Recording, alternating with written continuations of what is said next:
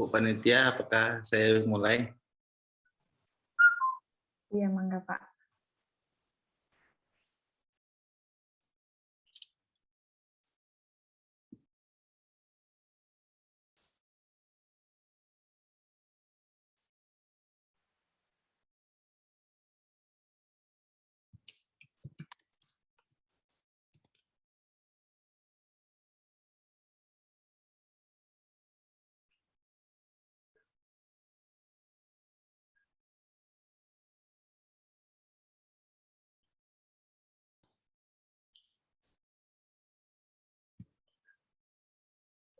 Assalamualaikum warahmatullahi wabarakatuh. Waalaikumsalam warahmatullahi wabarakatuh. Bapak dan Ibu semuanya, selamat datang di acara online seminar series 20 sesi 1 yang dilaksanakan oleh Fakultas Ekonomi dan Bisnis Telkom University. Sebelumnya, Bapak dan Ibu, marilah kita bangkitkan semangat dengan semangat pagi. Selamat pagi pada Bapak Ibu semuanya, selamat pagi pada Ibu dosen sekalian yang bergabung di Zoom ini. Oke, perkenalkan saya Dwi Fikrizal Salim akan memandu acara dari awal sampai akhir. Dan pemateri kita pagi ini adalah Ibu Dr. Putri Fariska SSI MSI. Selaku pemateri yang bisa berbagi ilmu dengan kita semua pada pagi hari ini. Tidak lupa saya juga ingin menyapa Bapak Ibu Panitia, semua rekan-rekan dan mahasiswa yang hadir pada pagi hari ini. Semoga kita diberkahi kesehatan, keselamatan, dan perlindungan dari Allah Subhanahu wa Ta'ala. Amin ya Rabbal Alamin. Perkenalkan, saya ulang lagi, nama saya Dwi Fitria Salim, akan memandu acara sampai pukul 10.30. Namun sebelum acara ini kita mulai, marilah kita berdoa terlebih dahulu untuk kelancaran acara hari ini. Untuk kesehatan dan keselamatan kita semua. Berdoa dipersilakan.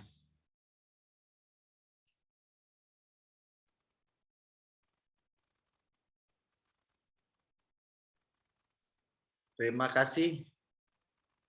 Selanjutnya kita ingin mengajak Bapak dan Ibu semua untuk duduk tegak dan menyanyikan lagu Indonesia Raya dan Mas Telkom University. Kepada Bapak Ibu Panitia dipersilahkan.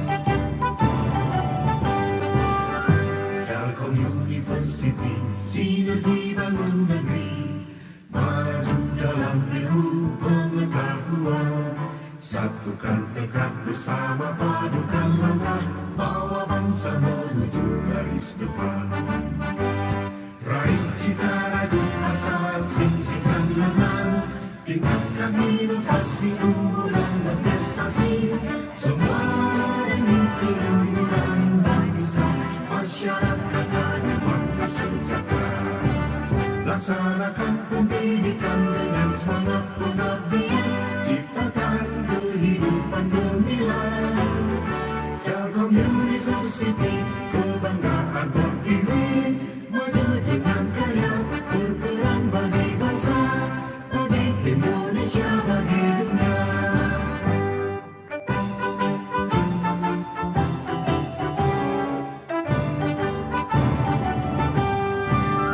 Telkom University, sinergi bangun negeri, maju dalam ilmu pengetahuan.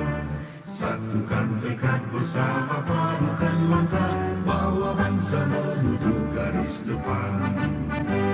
Raih cita rajuk asa, sing-singkan lengan, tingkatkan inovasi unggulan berprestasi, semua demi keluhuran bangsa, masyarakat adil sejahtera. Laksanakan pendidikan dengan semangat pengabdian, ciptakan kehidupan gemilang. Telkom University, kebanggaan Pertiwi, maju dengan karya, berperan bagi bangsa, bagi Indonesia, bagi dunia.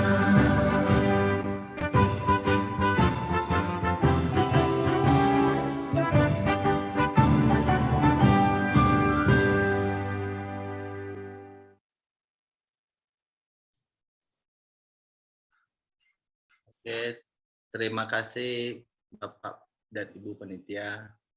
Acara seminar tidak terasa kurang lengkap jika tidak melakukan foto bersama.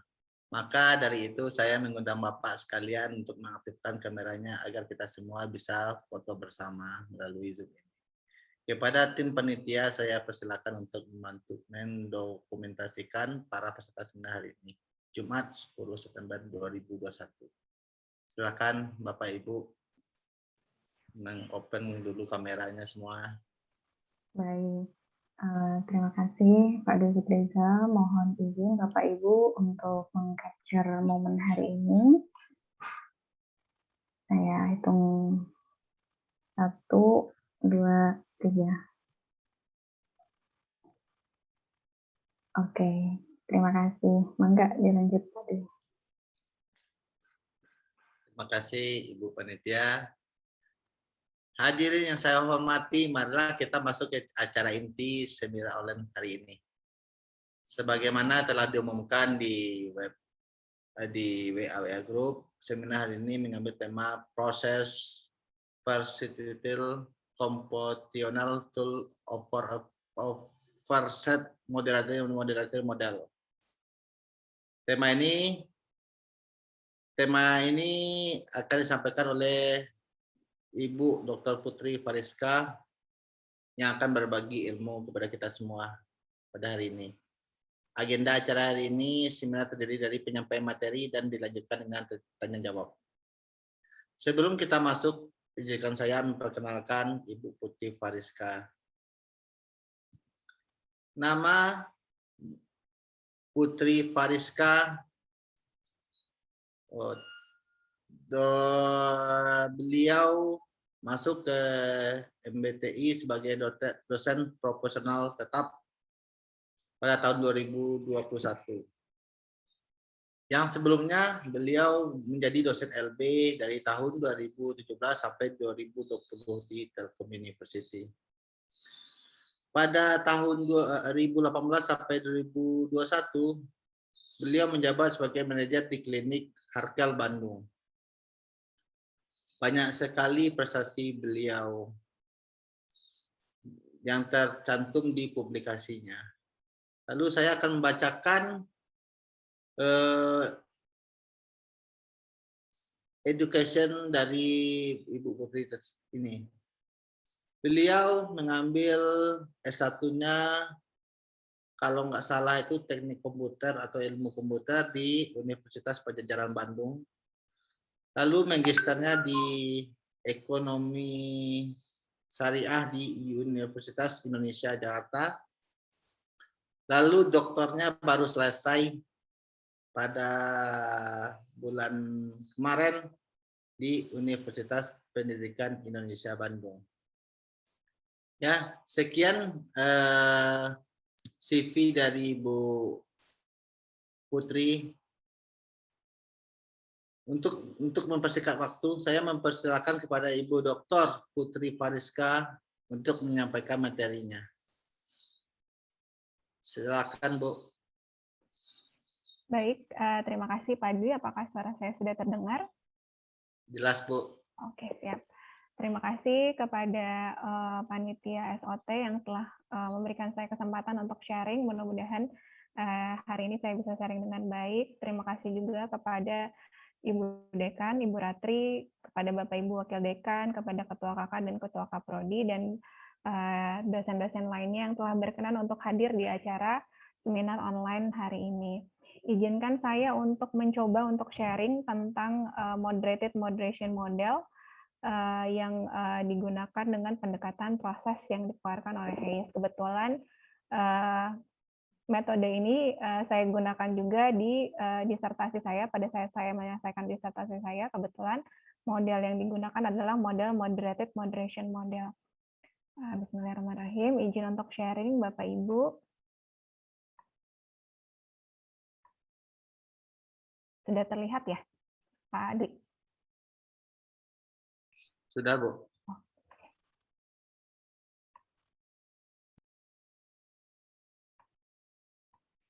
Ya, ini adalah buku yang saya rujuk pada saat membuat model moderated moderation model ini, yaitu Introduction to Mediation, Moderation, and Conditional Process Analysis.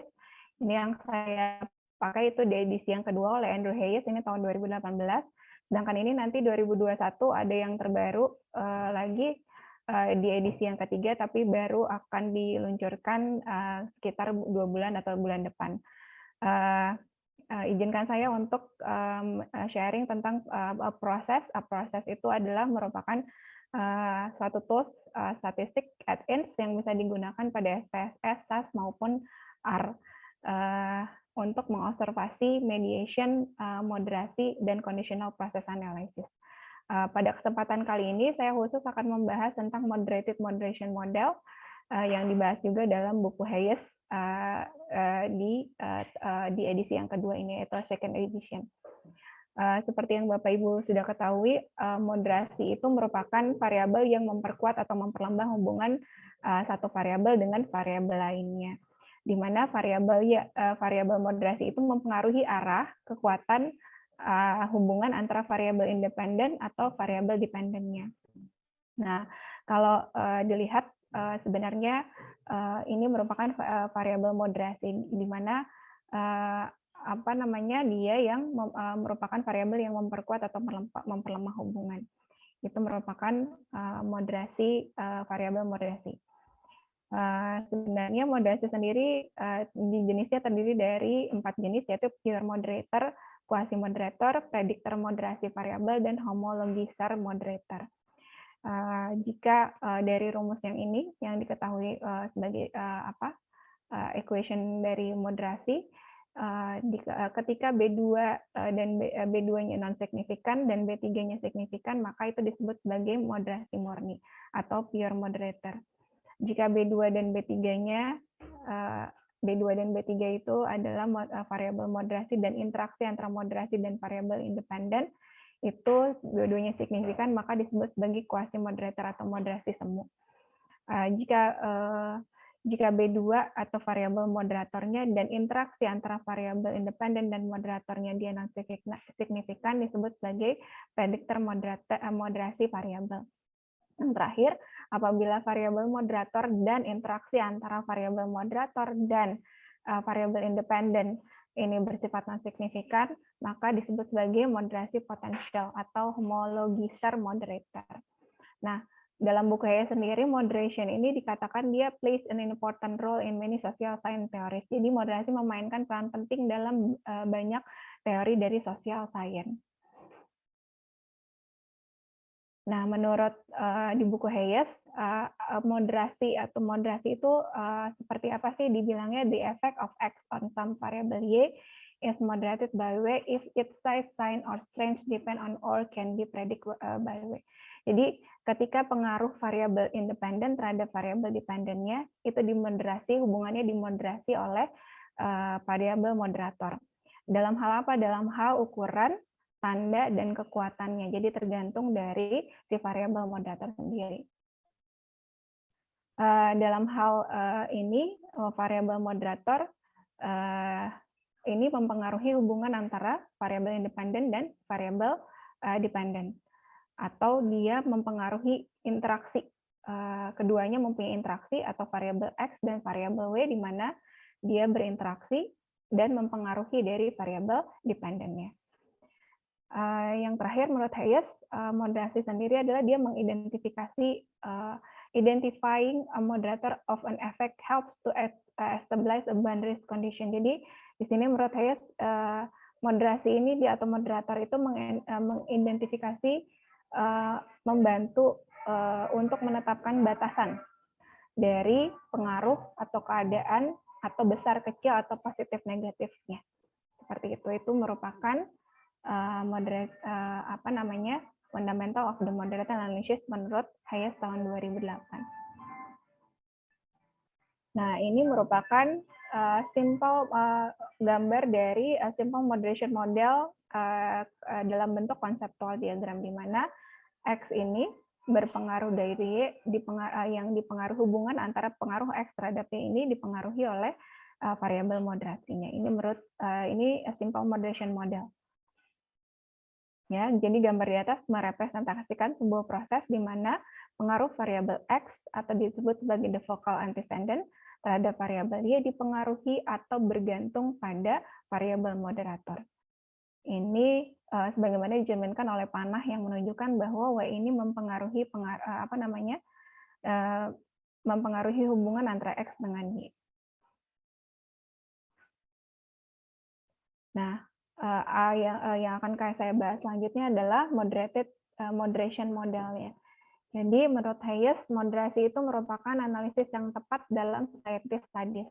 Yang kedua, dikarenakan kebanyakan pengaruh atau hubungan saling terkait, maka moderation model ini penting untuk dipelajari.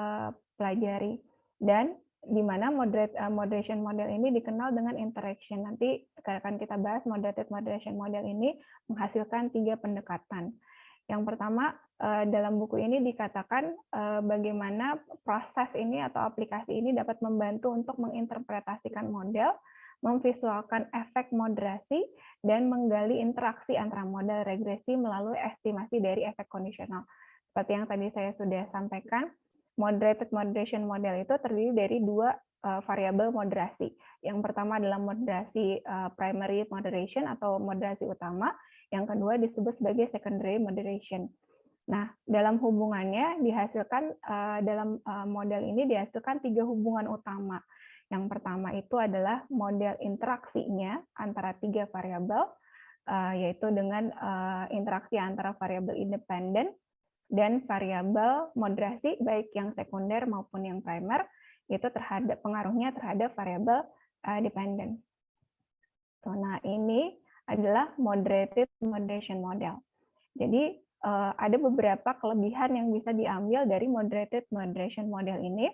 Yang pertama, seperti yang diketahui, moderation model ini terdiri dari 2 moderasi. Yang pertama adalah moderasi utama, dan yang kedua adalah second moderation. Jadi bisa dilihat interaksi keduanya terhadap tadi variabel dependennya. Terdiri dari dikenal dengan interaksi 3 arah. Kenapa disebut sebagai interaksi 3 arah? Karena melibatkan 2 moderasi dan 1 variabel independennya.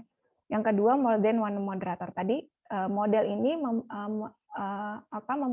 memperbolehkan kita melakukan eksplorasi terhadap variabel lainnya, selain variabel moderasi lainnya, di samping moderasi utamanya. Gitu. The moderation of S effect on Y by Y is itself moderated by Z. Jadi nanti ketika ada 2 moderasi di dalam moderation model ini, variabel X dan Y ini tidak hanya dipengaruhi oleh moderasi yang utama, tapi besar kecilnya atau tinggi rendahnya ini itu dipengaruhi oleh variabel moderasi yang kedua. Nah, tadi yang seperti saya sudah jelaskan, moderated moderation ini menampilkan 3 visualisasi. Yang pertama adalah interaksi 3 arahnya, yaitu interaksi antara variabel moderasi yang pertama dan yang kedua dengan variabel independennya terhadap variabel dependen yang kedua itu adalah conditional effect, dan yang terakhir adalah conditional interaction atau interaksi kondisional. Yang bisa diambil dari model proses ini, kelebihan dari model proses ini, kita bisa memvisualisasikan conditional effect dari hubungannya dibandingkan dengan penggunaan SPSS yang biasa ketika kita mengenerate regresi untuk yang moderasi. Di sini proses itu bisa menampilkan visualizing the condition effect of the focal predictor. Jadi nanti kita bisa mengetahui, misalkan nanti Bapak Ibu akan melakukan penelitian tentang apakah umur mempengaruhi dari pengambilan keputusan misalkan. Nanti dari visualizing the conditional effect of focal predictor ini, nanti kita bisa tahu sebenarnya dari range umur berapa sih yang signifikan atau sangat mempengaruhi dari si variabel keputusan atau pengambilan keputusan misalkan. Itu bisa dilihat.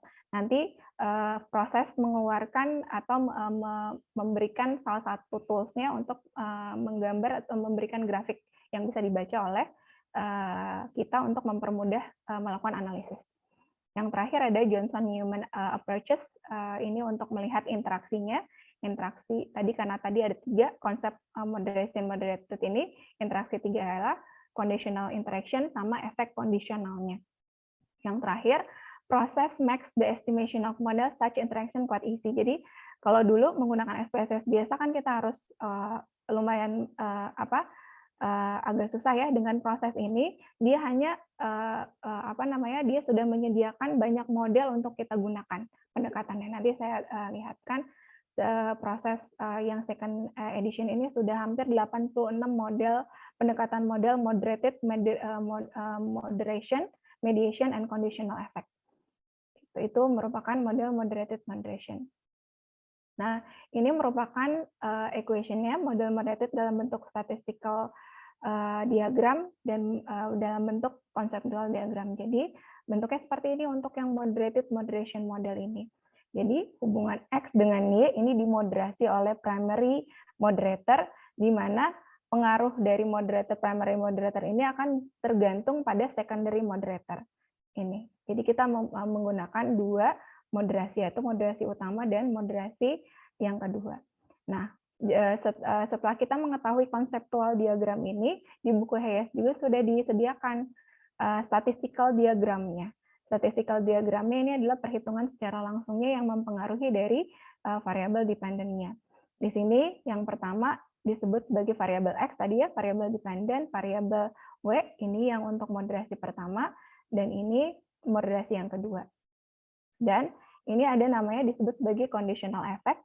Conditional effect ini adalah hubungan antara variabel moderasi dengan variabel independen maupun hubungan antara variabel moderasi yang pertama dengan variabel moderasi yang kedua. Yang terakhir yang bisa kita lihat adalah interaksi ketiganya di sini. Jadi kita bisa melihat interaksi, bagaimana sih interaksi antara variabel independen dengan primary moderator dan secondary moderator secara bersamaan mempengaruhi dari variabel Y-nya sendiri. Seperti itu. Jadi maka dihasilkan di buku Hayes dihasilkan persamaan seperti ini. Ini disebut sebagai the multiple moderation model can be used to determining this using process. Jadi hal ini sudah mulai bisa kita lakukan dengan pendekatan proses atau dengan tools proses. Di mana tools proses ini bisa di-add-in oleh kita pada aplikasi statistik seperti SPSS, SAS maupun R. Jadi Hayes sudah menyediakan coding untuk masing-masing tools statistik secara gratis. Bisa kita download seperti itu. Masih terdengar ya Pak Dwi?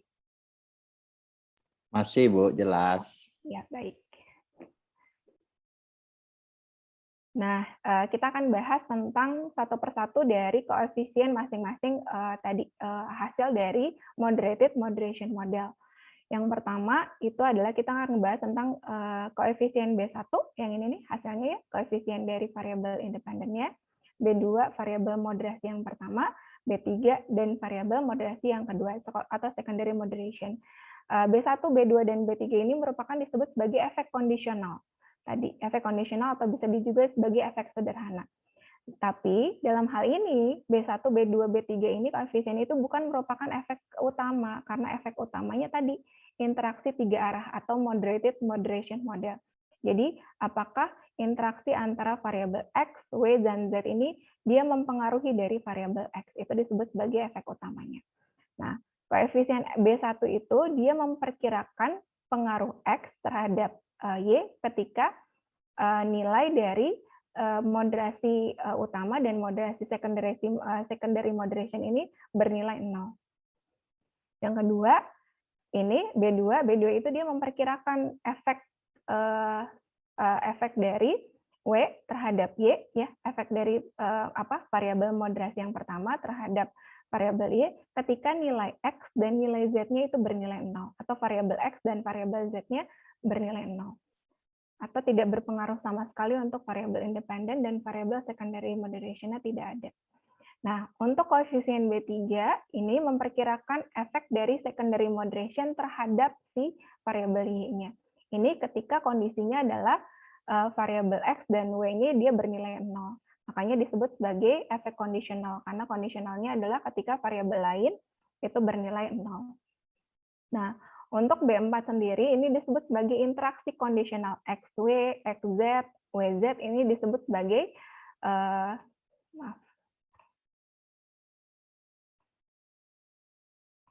Nah, ini yang ketiga ini adalah disebut sebagai variabel interaksi kondisional. Dia untuk menghitung interaksi kondisionalnya.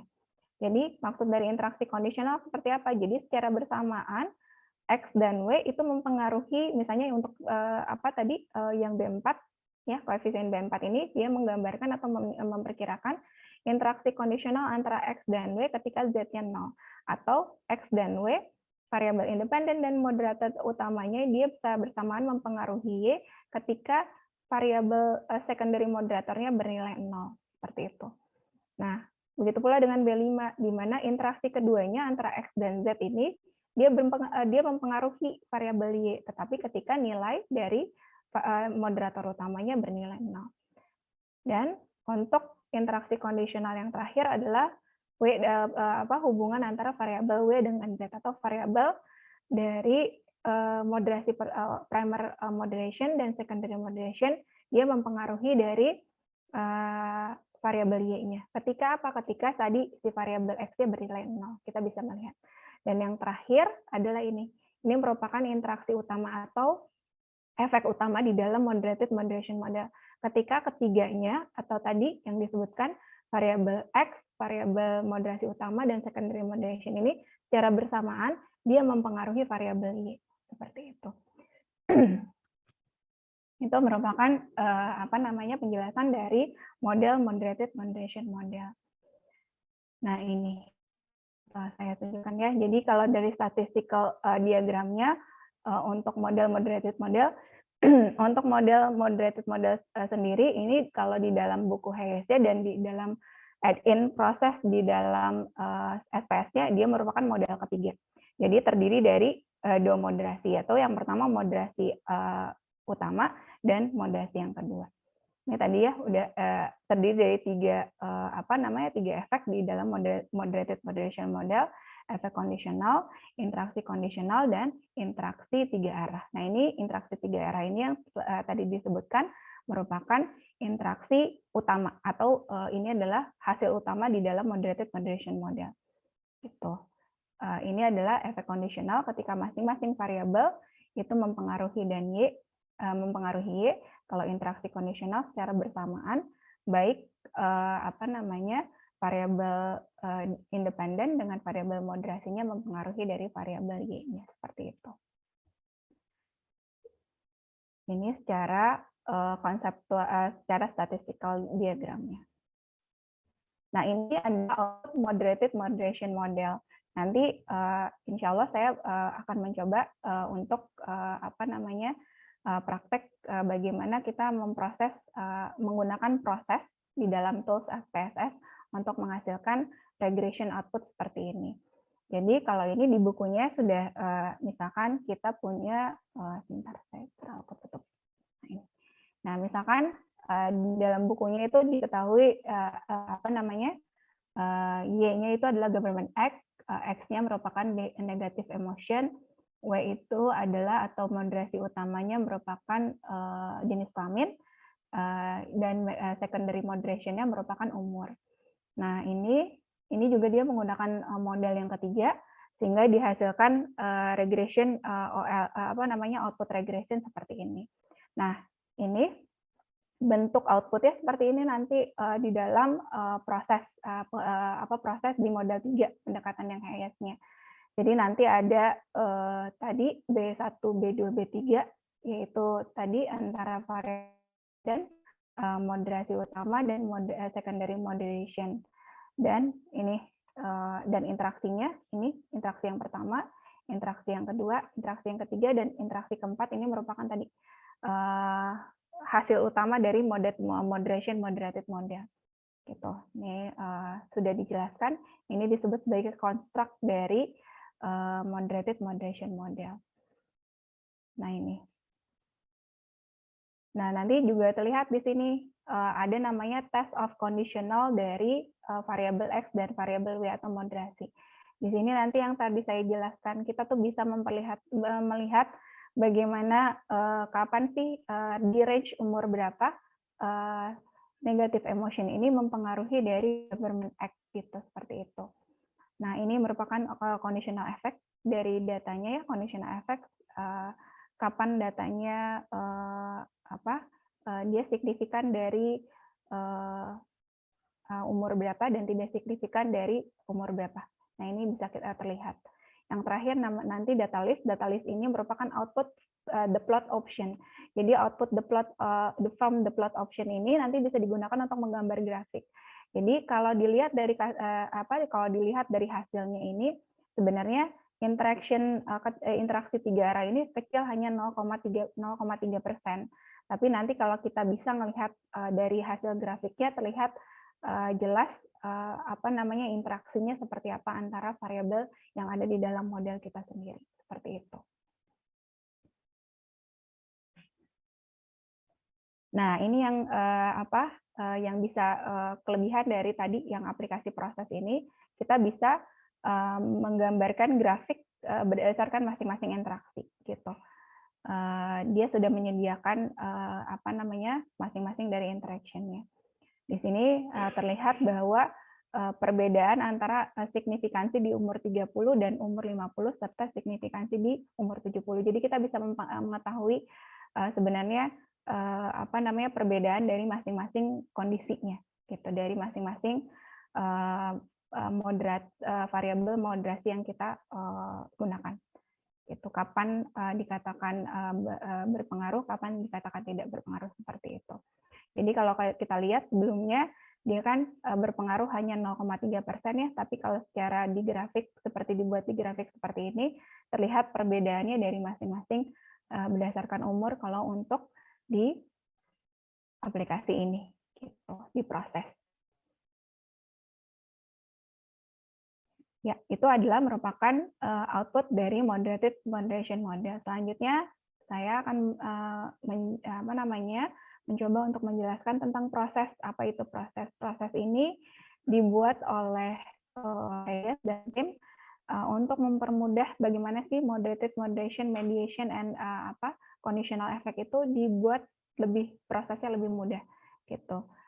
Sampai sekarang yang baru di develop itu adalah menggunakan proses versi 3. 2021 nanti proses selanjutnya akan di launching. Mungkin next akan di yang 2021 sesuai dengan diterbitkan bukunya. Nah, tadi seperti yang saya bilang, proses sendiri bisa diterapkan atau bisa di-add-in pada aplikasi tool statistik lainnya seperti SAS, SPSS, dan R. Nah, ini di versi yang ketiga ini dia ada model program penambahan 13 model baru di add-ins di dalam aplikasi ini. Nanti kita lihat. Nah, ini model-modelnya ini dari model paling sederhana sampai dengan model yang kalau menurut saya model paling menjelimet, karena nanti model moderasi di moderated di apa namanya di mediasi lagi nanti kita lihat. Nah, ini adalah model yang paling sederhana di mana X dan Y ini akan apa namanya dipengaruhi oleh satu variabel moderasi. Ini begitu pula dengan ini, masing-masing dari apa namanya variabel ini mempengaruhi variabel moderasi yang pertama sama secondary moderation mempengaruhi dari hubungan antara X dengan Y-nya. Gitu. Ini masih variabel moderasi, kalau W ini adalah variabel moderasi, ini secondary moderation. Nah, kalau M ini merupakan mediasi. Nanti kalau Bapak Ibu yang apa namanya sedikit cerita, sebenarnya memang waktu pada saat disertasi saya diarahkan untuk menggunakan pendekatan model Hayes ini, menggunakan model moderation, mediation, dan conditional process gitu. Karena kebetulan apa namanya menurut promotor saya, menurut profesor saya, apa namanya teori-teori keuangan itu cenderung sudah lama dan banyak sekali apa namanya banyak sekali penelitian yang sudah dilakukan. Nah, ini metode ini merupakan salah satu pendekatan yang digunakan untuk menghasilkan kebaruan gitu. Karena memang ada beberapa model yang terbaru seperti ini. Ini kita bisa meng-add-in lebih dari satu mediasi. Seperti ini, misalkan model yang kelima sudah mulai lebih sulit. Ini pengaruh X ke Y itu dimediasi oleh MI dan hubungan ini dimoderasi kembali gitu oleh variabel W atau variabel moderasinya. Atau misalnya ini terdiri dari model 6 yang terdiri dari dua mediasi ya, di mana X ini memediasi hubungan antara M1 melalui M1 dulu baru ke M2. Ini yang udah lebih complicated. Gitu. Ini sampai dengan yang sekarang itu adalah model ke-92. Ini yang model paling complicated. Jadi nanti Bapak Ibu kalau memang mau menggunakan model konsep mediation moderated model, ini salah satu model-model terbaru yang bisa digunakan untuk menghasilkan penelitian, hasil-hasil penelitian yang terbaru. Gitu ya, bisa dari ada 3 mediators atau mediasi, ini ada juga yang terdiri dari 4 mediasi. Ada juga gabungan dari 2 mediasi dan 1 moderator. Tapi moderator ini nanti dia mempengaruhi tinggi rendahnya positif negatifnya, itu tergantung dari masing-masing hubungannya seperti ini. Itu merupakan model-model dalam proses analisis mediation moderator conditional process analysis yang ada di dalam buku Hayes. Nah, di dalam Hayes juga jadi saya juga baru tahu ternyata pendekatan moderated moderation model, karena saya terbiasa dengan menggunakan ekonometrika dulu ya, menggunakan pendekatan ekonometrika. Asumsi klasik itu memang tidak boleh tidak boleh dilanggar. Tapi ketika saya membaca buku ini, ternyata buku ini tidak menitik beratkan pada normalitas atau data yang berdistribusi normal gitu. Karena buku ini menjelaskan kalau datanya sudah besar berarti dikatakan datanya sudah normal. Jadi dia tidak menitik beratkan pada data yang berdistribusi normal. Tapi di dalam aplikasi proses ini juga dia sudah ada proses untuk mengetahui multikolinialitas dan heteroskedastisitas. Jadi nanti kalau misalnya Bapak Ibu punya data yang memang ketahuannya multikol, dia sudah di buku Hayes ini sudah menyediakan untuk digunakan Mean Center Construction. Tapi kalau menurut Hayes, jika memang penelitiannya hanya berfokus pada pengaruh variabel moderatornya terhadap variabel bebasnya, maka Mean Center juga nggak akan transformasi ini tidak akan terlalu merubah hasil gitu.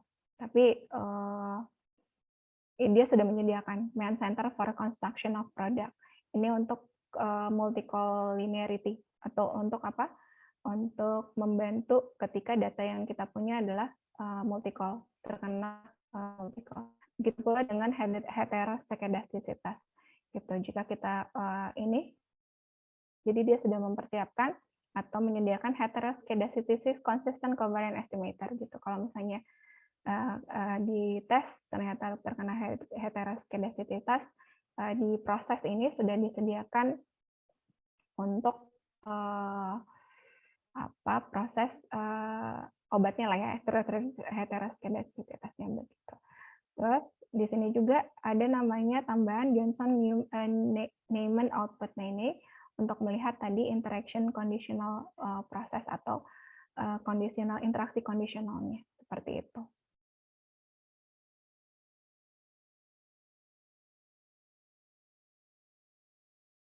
Nah, sekian Padi untuk untuk presentasinya. Mohon izin untuk coba aplikasinya ya, Pak. Ya, Bu.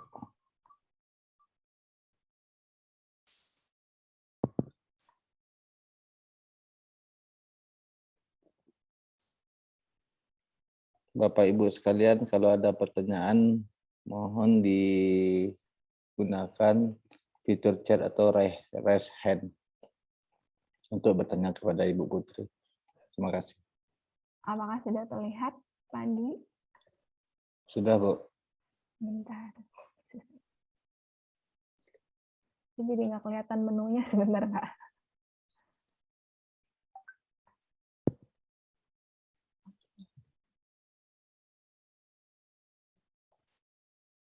Ini, nah nanti misalkan Bapak Ibu sudah punya data di SPSS, nanti tinggal install, ada package-nya untuk install proses. Nanti Bapak Ibu yang mau sharing, mau menggunakan pendekatan model ini, nanti saya bisa sharing aplikasinya dan buku e-book-nya. Untuk yang second edition nanti akan saya sharing. Nah, ini add-in ini kalau sudah berhasil kita install, nanti ada ini nih, namanya proses version 3 by Andrew Hayes yang ini. Ini kita install tambahan di add-ins di dalam aplikasi SPSS. Kebetulan saya baru mencoba untuk yang SPSS, belum mencoba untuk yang SAS maupun untuk mencoba yang R. Tapi yang R ini sudah banyak di YouTube dan di website education lainnya, dia sudah banyak digunakan bagi Bapak Ibu yang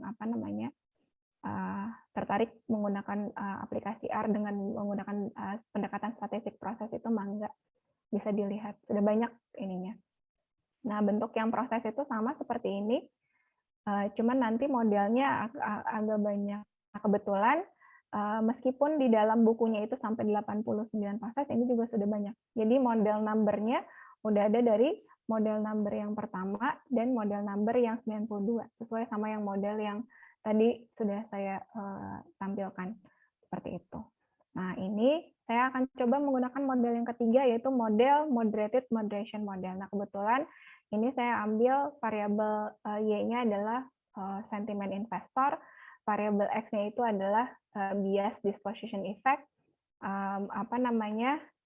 variabel moderasi yang pertamanya itu adalah berita negatif, dan yang moderasi yang keduanya adalah merupakan tingkat kesepakatan investor ini. Nah, nanti Bapak Ibu bisa memilih mau model berapa yang di sini. Model misalkan nanti saya tadi adalah moderated moderation model. Nah, confident intervalsnya mangga bisa diisi, dia menyiapkan 90, 95% dan 99%.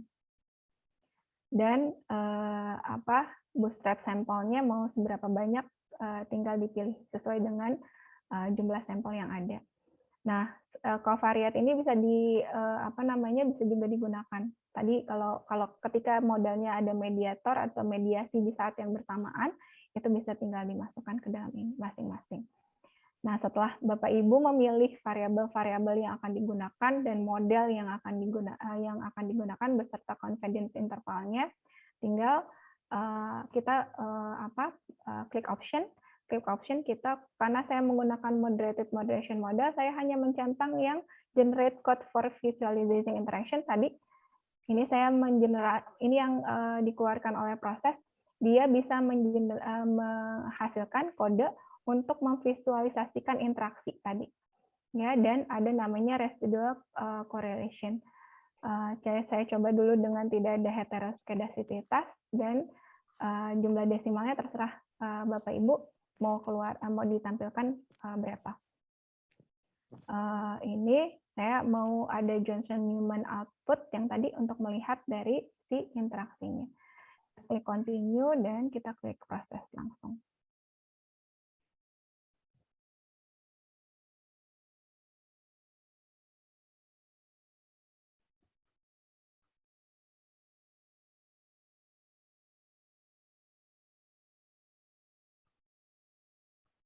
Sebentar, saya stop share dulu karena yang satu lagi ternyata hasil outputnya. Udah kelihatan belum hasil outputnya tadi? Belum, Bu. Oh, masih yang tadi ya? Saya stop share. Mungkin share-nya share all aja, Bu. Ya, oke.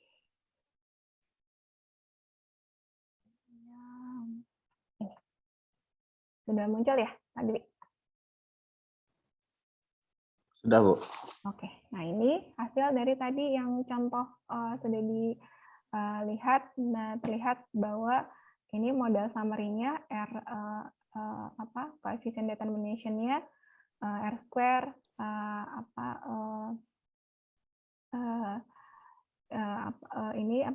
F value-nya signifikansinya ini sudah ada. Nah, ini tadi nilainya bisa dilihat. Misalnya tadi disposition effect ini merupakan tadi variabel X. Nah, nanti ini dia ternyata signifikan, tadi berita negatif ternyata tidak signifikan. Ini int underscore 1 merupakan interaksi kondisional antara variabel X dengan variabel moderasi utamanya, ternyata tidak signifikan.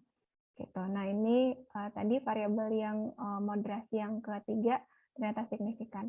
Nah, kita lihat di sini yang interaksi tiga arahnya. Ternyata interaksi tiga arahnya bernilai signifikan. Jadi, ternyata kalau dilihat interaksi antara bias efek disposisi tadi dengan berita negatif dan tingkat kesepakatan investor ini mempengaruhi dari sentimen investor di pasar modal. Ternyata dari hasil ini bisa kita ketahui.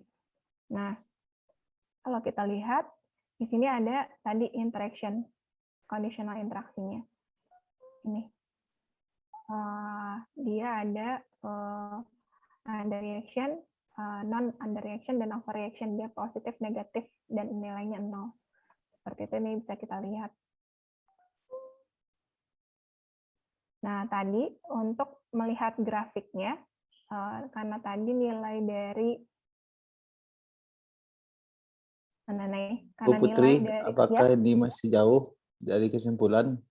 Oh, kenapa saya di berapa menit lagi, Pak? Punten? Saya minta 2 menit lagi lah. Oh ya, siap, 2 menit lagi. Baik. Sebentar ya, Pak. Ini udah kok, Pak. Sebentar, sedikit lagi. Saya cuma akan melihatkan bagaimana cara membuat grafik tadi, supaya enak untuk dilihat. Nah, tadi karena saya udah checklist data list untuk plot, ini saya tinggal copy data ini, terus saya file, new, dan syntax. Ini nanti tinggal, nggak kelihatan ini. Nah, tinggal saya run. Nah, nanti grafiknya sudah mulai muncul. Seperti ini. Ini ketika tingkat kesepakatan investornya sepakat atau tidak sepakat nanti kelihatan. Ternyata kalau dilihat, ketika terjadi ketidaksepakatan antara investor, malah efek biasnya lebih besar. Seperti ini, terlihat. Sama seperti yang tadi. Begitu, Pak Dwi. Sudah ya, Pak? Ya, terima kasih Bu Putri. Mungkin Bapak Ibu sekalian, kalau ada pertanyaan silakan bertanya langsung kepada Bu Putri, atau mau ngajak Bu Putri bikin penelitian bareng juga silakan DM Bu Putri saja. Nah, apakah Bapak Ibu ada pertanyaan? Agak berat ya, Pak? Sangat, Bu. Bukan berat lagi, Bu. Sangat berat. Mungkin ada nih pertanyaan dari Dian. Ini rekan saya nih, Dian. Terima kasih Bu Putri, model ini sangat menarik untuk dipelajari lebih lanjut. Beberapa yang ingin saya ketahui yaitu pertama, apa konsiderasi utama menggunakan model ini dalam studi disertasi Bu Putri? Lalu yang kedua itu melihat kompleksitasnya, bagaimana pengalaman terkait kerumitan saat pengerjaan penelitian menggunakan model ini. Ketiga, pada case seperti ini, apa bisa model ini digunakan? Case seperti ini, apakah bisa model ini digunakan? Case seperti ini. Nah, ini mungkin perlu diklarifikasi nih, case seperti ini. Silakan Bu Putri jawab salah satunya dulu aja. Oke, baik. Terima kasih Bu Dian, ada pertanyaan langsung banyak. Oke, yang pertama, konsiderasi utama menggunakan model ini dalam studi. Sebenarnya hal pertama yang dilihat sih dari gap teori ya Bu, sebelumnya. Apakah sebelumnya sudah ada penelitian sebelumnya yang menggunakan model yang sama, ataukah memang bisa digunakan sebagai variabel moderasi. Di buku Ferdinand, kalau nggak salah ya, statistik, kalau Bapak Ibu pernah baca, itu ada cara bagaimana ketika kita tahu nih sebenarnya variabel independen, ada beberapa variabel yang sama-sama mempengaruhi dari satu variabel dependennya, mana yang harus kita pilih sebagai variabel moderasinya. Itu nanti kalau Bapak Ibu bisa baca di buku Ferdinand tentang moderasi modal, bagaimana pemilihannya. Itu juga bisa salah satunya bisa digunakan sebagai dasar kita untuk pemilihan bagaimana sih variabel X itu menjadi variabel moderasi akhirnya. Gitu. Terus yang kedua tadi Bu Dian, dari teori-teori sebelumnya, jika belum ada model tersebut di penelitian sebelumnya, nah itu memang sudah bisa jadi temuan baru buat kita, jadi novelty biasanya gitu. Jadi yang penting dasar teorinya jadi kuat, memang mempengaruhi, dan hasilnya juga relevan gitu. Terus yang kedua, melihat kompleksitasnya, bagaimana pengalaman terkait kerumitan saat mengerjakan penelitian menggunakan model ini. Sebenarnya kalau dibandingkan dari teman-teman saya yang lain, model saya masih sederhana, karena kebetulan saya di angkatan saya itu ada 12 orang yang kebetulan jurusannya juga keuangan di finance. Ada yang tadi sampai ngambil yang model ke-86. Jadi dia menggabungkan ada antara variabel mediasi dengan variabel moderasi. Variabel moderated moderation ini terbilang lebih simple, nggak terlalu complicated. Tapi pengumpulan datanya memang cukup complicated sih. Ini bagi saya juga merupakan hal baru. Ya, saya harus mempelajari dari awal. Karena saya memang belum terbiasa menggunakan pendekatan moderasi mediasi sebelumnya. Jadi memang harus di YouTube juga belum terlalu banyak ya, mau tidak mau saya harus baca bukunya yang setebal ini, diartikan satu persatu. Kadang-kadang saya juga suka salah arti, ya saya komunikasikan dengan pembimbing saya biasanya Bu Dian, seperti itu gitu. Biasanya sudah tersolusikan kalau misalnya nggak terlalu, alhamdulillah sih saya pada saat mengembangkan model yang dalam disertasi saya nggak terlalu banyak kesulitan gitu untuk mengembangkan, karena memang modelnya juga masih sederhana dibandingkan sama model-model yang lain gitu. Nah, yang ketiga, kasus pada case seperti apa biasanya model digunakan. Nah, kebetulan biasanya kalau dicontohnya beberapa dicontoh dari buku Heya sendiri, biasanya social science, pendekatan social science. Misalnya kita kita pengen melihat nih ternyata dampak dari perbedaan gender misalnya, itu juga bisa menggunakan pendekatan ini. Dampak misalkan kayak saya tadi pengen lihat berita positif sama negatif perbedaannya apa gitu, itu juga bisa terlihat perbedaannya. Jadi pendekatan-pendekatan SDM ini juga bisa digunakan, behavioral itu juga bisa digunakan. Seperti itu sih kalau yang saya tahu ya Bu Dian, karena saya juga memang baru menggunakan metode ini gitu. SDM, behavioral, itu sangat dimungkinkan untuk bisa menggunakan ini. Proses sendiri ini menurut saya sangat memudahkan dibandingkan saya menggunakan moderasi dari regresi moderasi biasa, karena toolsnya sudah mempermudah saya untuk mendapatkan hasil yang diinginkan seperti itu, dan hasilnya juga lebih dalam gitu ngebahasnya tentang si modal yang kita bangun. Seperti itu, Bu Dian. Mudah-mudahan menjawab. Bu Putri. Oke, terima kasih Bu Putri. Nah, ini pertanyaan dari MC kita, Bu Ajeng. Pertanyaannya ada 3 nih, Bu. Apakah model pendekatan Hayes ini bisa dikatakan sebagai path analysis? Kedua, dikatakan tadi tidak memerlukan uji normalitas dan dinilai normal jika datanya sudah benar. Ada jumlah sampel minimal? Tidak. Data jumlahnya besar tersebut. Siap. Ketiga, menurut Bu Putri, lebih efektif mana menggunakan model moderasi SPSS dengan regresi atau model dengan pendekatan Hayes? Nah, pertama dia mengklarifikasi ATAPET, kedua sampel, yang ketiga mudah mana, Hayes atau regresi biasa itu.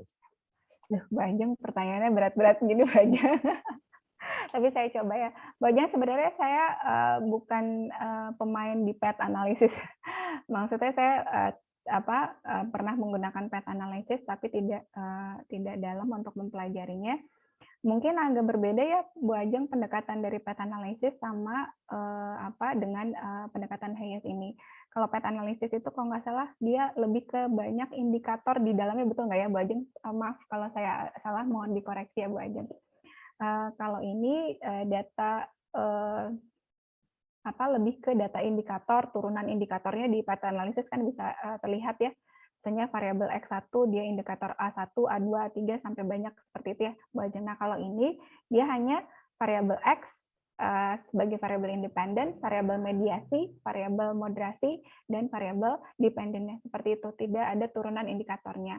Hanya misalkan di dalam satu variabel itu, setahu saya ya Bu Ajeng, di dalam variabel itu ada seperti tadi umur, range dari umur berapa sampai berapa, apakah dia perempuan atau laki-laki. Tadi kalau saya berita positif atau negatif, ada underreaction atau overreaction, itu bisa terlihat tadi dengan menggunakan grafik plot tersebut gitu. Itu mempermudah menurut saya. Gitu. Yang kedua, dikatakan tadi tidak memerlukan uji normalitas dan dinilai normal jika data sudah besar. Ada jumlah minimal berapa? Oh ya, sebenarnya. Nah, ini juga sebenarnya yang bikin kaget saya kan data saya lumayan banyak ya, hampir 150 ribuan data kalau nggak salah ya. Lebih dari 150 data setelah di cleansing. Sebelum di cleansing data saya lumayan agak banyak. Karena saya mengambil sentimen investor microblogging melalui Twitter kemarin untuk disertasi saya. Nah, saya cukup kaget ketika hasil dari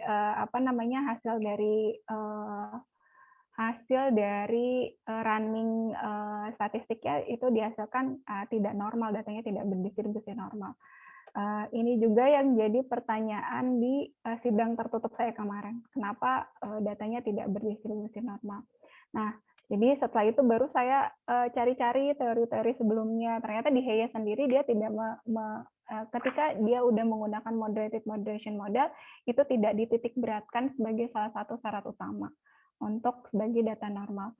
Sampai kalau menurut Hayes sendiri di sini dibilang ketika datanya tidak mengganggu hasil validitas akhir, ya udah tidak menjadi masalah gitu. Sebelumnya juga saya juga jadi ini kenapa ya kok datanya besar tapi tidak normal gitu kan. Jadi di luar ini ya, di luar biasanya kan data besar semakin kalau ingin membuat data menjadi normal biasanya ditambahkan datanya. Mungkin ini alasannya saya dapatkan untuk menjawab pertanyaan kemarin penguji saya waktu itu, kenapa datanya tidak normal. Nah, di beberapa teorinya juga sebenarnya dikatakan pendekatan Nah, saya jadi harus baca lagi Bu Ajeng. Sebentar. Nah ini dikatakan tidak Jarkebera atau Skewness itu juga dia punya limitasi gitu. Dia cocoknya untuk data-data yang dari range middle ke nanti koreksi saya kalau saya salah ya, saya agak lupa ingat kemarin. Ada beberapa conditional yang misalnya dia cuma cocok untuk data medium atau data besar seperti itu Bu Ajeng. Yang kalau nanti saya sharing dia Bu Ajeng hasilnya untuk jawaban ini kapan datanya dikatakan normal itu dengan pendekatan yang mana saya sudah bikin rekapitulasinya sih kemarin dari hasil pertanyaan dari penguji sidang kemarin gitu. Terus yang ketiga, menurut Bu Putri lebih efektif mana menggunakan model moderasi SPSS dengan regresi? Menurut saya karena kemarin juga disuruh untuk mengcompare hasilnya dari menggunakan SPSS regresi biasa dengan yang menggunakan model moderated moderation model. Ternyata memang di buku Hayes sendiri juga dibilang akan ada perbedaan, tapi tidak terlalu jauh perbedaannya. Menurut saya sih lebih mempermudah menggunakan ini tadi proses ini karena tadi ada kelebihan-kelebihan yang tidak bisa didapatkan di regresi biasa gitu Bu Ajeng, karena dia sudah mengotomatisasi proses interaksinya itu yang lebih enak gitu Bu Ajeng. Mudah-mudahan menjawab Bu Putri. Nah, selanjutnya nih Bu Putri, pertanyaan dari Bapak Candiwan. Ini mengenai disertasi Ibu nih Bu. Iya. Mohon izin bertanya Ibu Putri, kalau kebaruan disertasi Ibu pakai model seperti apa ya? Atur nuhun. Oke. Atur nuhun Pak Candiwan, mudah-mudahan bisa menjawab.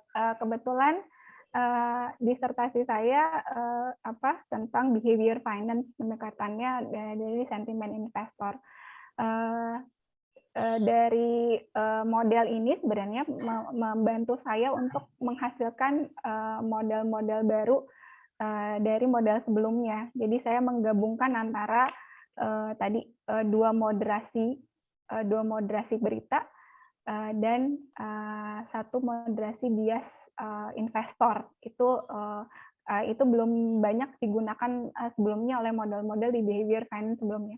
Biasanya banyak masih menggunakan ekonometrika biasa, regresi biasa, atau data panel seperti itu Pak Candi.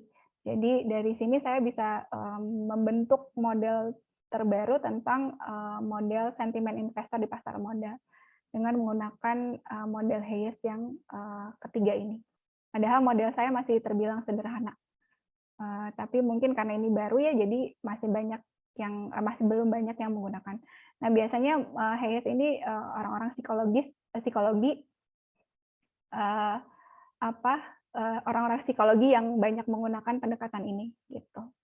Makanya behavior finance cocok untuk dikatakan cocok untuk model-model ini dikatakan cocok untuk tes model-model dari behavior finance seperti itu.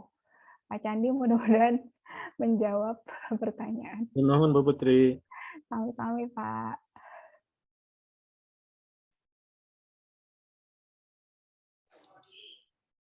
Oke, selanjutnya ini pertanyaan dari Bapak Dwi Urip.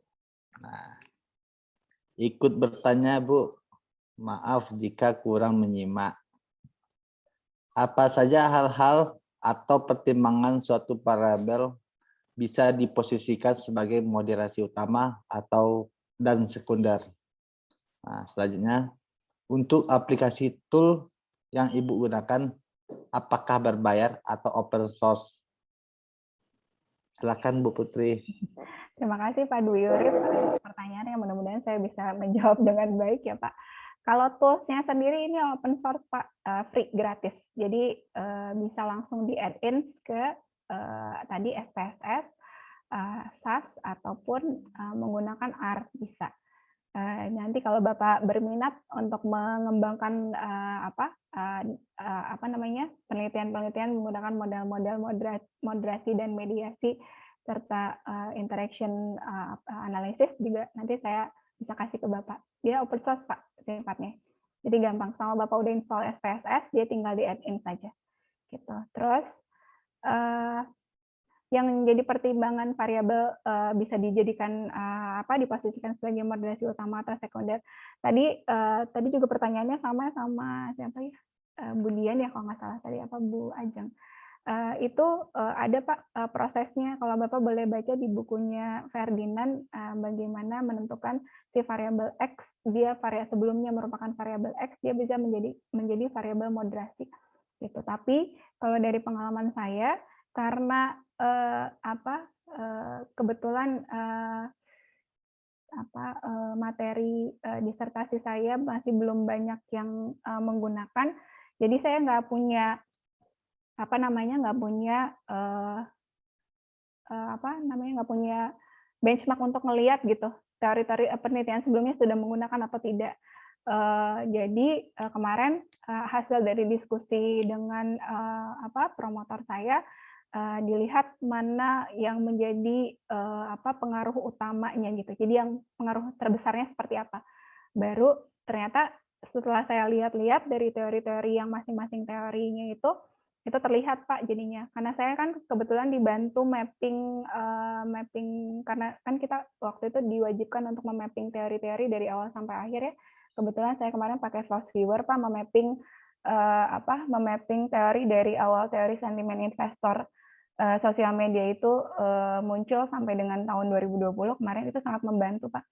Jadinya itu sih kalau saya, karena saya tidak ada modal ini sebelumnya yang menggunakan, jadi saya terpaksa untuk melihat dari teori-teori sebelumnya yang mana dilihat saya analisis mana model yang memang utamanya sama model moderasi yang keduanya gitu. Kebetulan model moderasi utama yang saya gunakan adalah berita atau informasi. Sedangkan model moderated variable moderasi yang kedua yang saya gunakan adalah tingkat kesepakatan investor. Jadi kenapa jadi dikatakan tingkat kesepakatan investor jadi moderasi yang kedua saya gunakan, karena tadi berita atau informasi itu ditangkap dulu oleh si investor, baru dia terjadi ketidaksepakatan atau kesepakatan di antara investor. Itu yang dasar dari teori model saya muncul. Seperti itu Pak Dwi Urip, mudah-mudahan menjawab pertanyaannya Pak. Mohon maaf apabila masih banyak kekurangan. Mudah-mudahan menjawab ya Pak Dwi Urip untuk kelancaran disertasinya. Nah, Bu Putri, dari saya aja lah nih Bu Putri. Ada satu, mungkin Bu Putri bisa menggambar atau share PPT mungkin digambar. Ibu bisa menjelaskan contoh penelitian di bidang keuangan menggunakan model Hayes tidak? Model digambar Hayes. apa aja variabelnya. Oh gitu. Mungkin kayak pakai contoh yang saya sebelumnya boleh tadi? boleh. Saya kan keuangan juga ya. Iya. Saya cari dulu.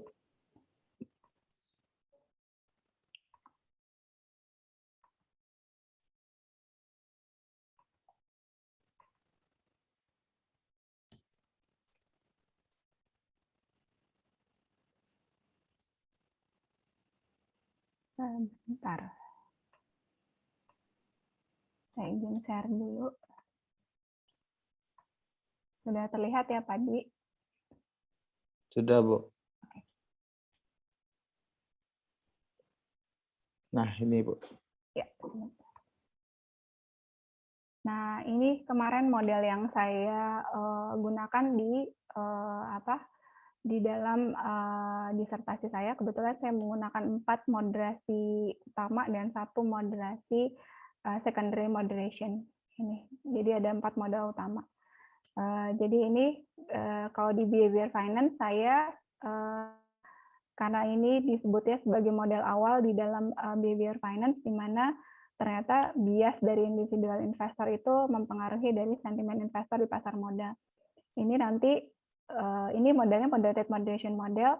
Ini dia dipengaruhi oleh berita perubahan harga saham, dan berita perubahan harga saham ini nanti dipengaruhi kembali besar atau kecilnya atau tinggi rendahnya itu akan dipengaruhi oleh tingkat kesepakatan investor setelah si investor mendengar atau mengetahui tentang berita perubahan harga saham, seperti itu.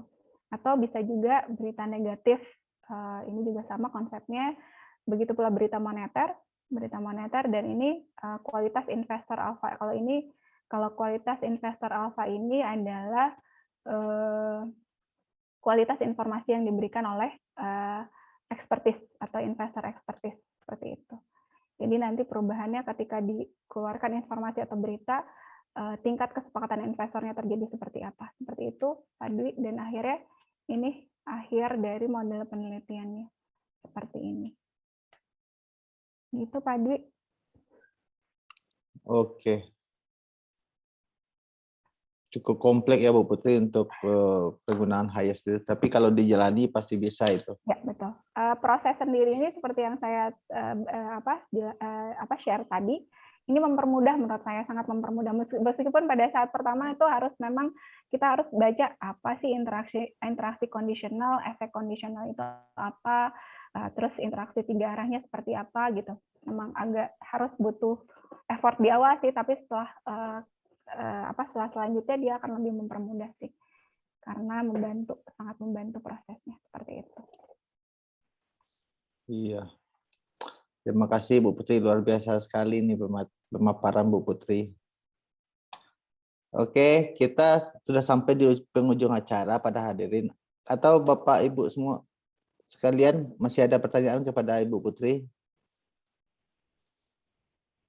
Jika tidak, saya akan tutup acara ini. Pada hadirin sekalian, kami mengucapkan terima kasih kepada pemateri dan kepada seluruh hadirin yang telah berpartisipasi dalam kegiatan seminar ini. Namun sebelum saya mengakhiri acara, mungkin Bapak Ibu panitia bisa share link buat sertifikatnya atau sudah? Oke, terima kasih.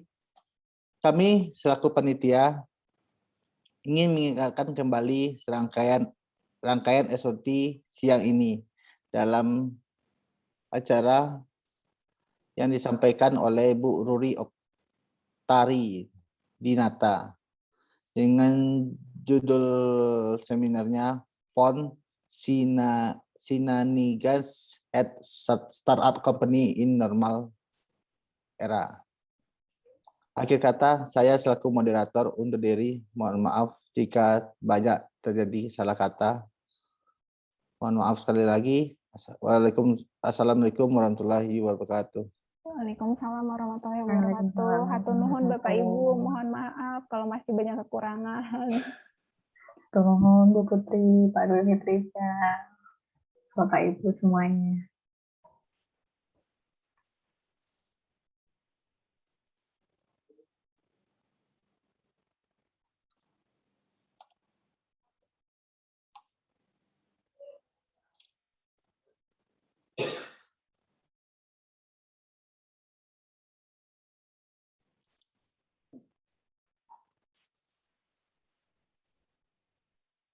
Ceng, bisa matikan recording.